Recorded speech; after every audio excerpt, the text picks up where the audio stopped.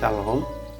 Hari ini kita akan renungkan kitab Yehezkiel pasal 7, teksnya ayat 15 sampai 27, dan sudah dibagi dua paragraf. Paragraf yang pertama ayat 15 sampai 21. Orang Israel akan mengalami malapetaka yang hebat. Paragraf yang kedua ayat 22 sampai 27.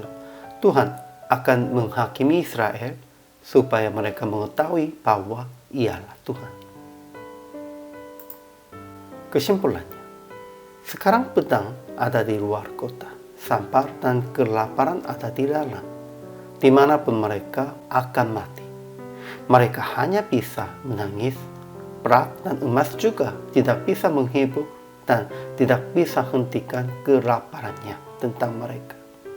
Rumah Tuhan dinajiskan, tidak ada penglihatan, pengajaran, nasihat di antara mereka pun juga. Sungguh, tiba saat yang dihakimi.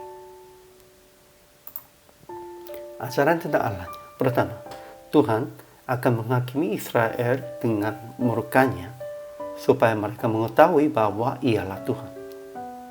Kedua, Tuhan akan menjadikan emas dan perangnya jemar bagi mereka.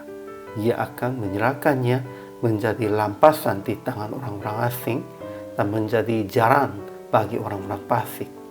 Ia akan memalingkan wajahnya daripada mereka.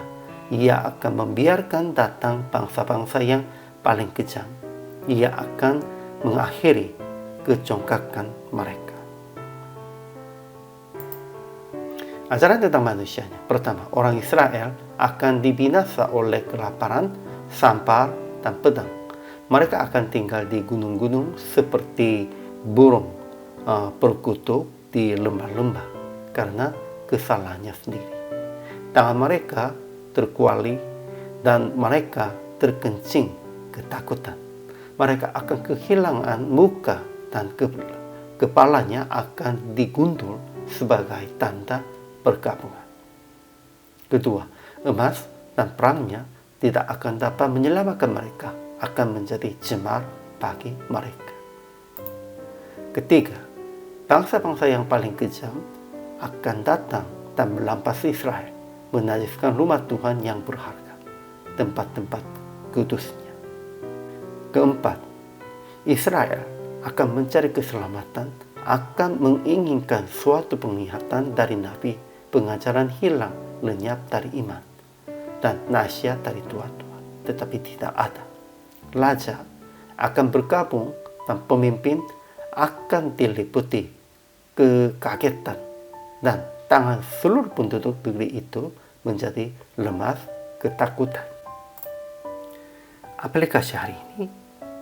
Pertama, bertobat dan berbalik dari semua yang Anda lebih menghargai daripada Tuhan.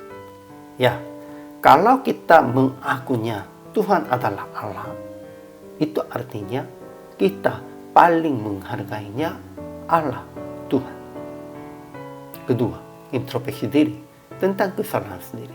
Pada waktu orang-orang tidak mengenal Yesus melampas Anda dan mengutuk nama Yesus, kita harus introspeksi dirinya tentang sendiri dan mengakunya kesalahannya diri sendiri.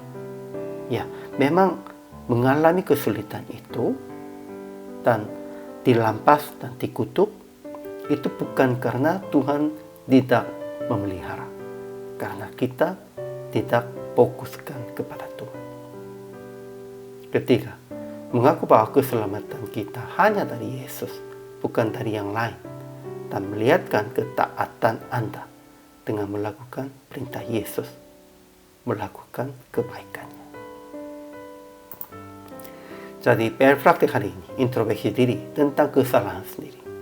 Pada waktu orang-orang tidak mengenal Yesus, melampas Anda dan mengutuk nama Yesus, harus bertobat dulu ya, dan melakukan kebaikan sesuai dengan perintah Yesus dalam Injil. Melalui itu, kita akan melihatkan iman kita, akan melihatkan dan akan jelaskan kita sebagai anak Allah dan orang percaya. Hari ini juga selama melayani, Tuhan Yesus memberkati.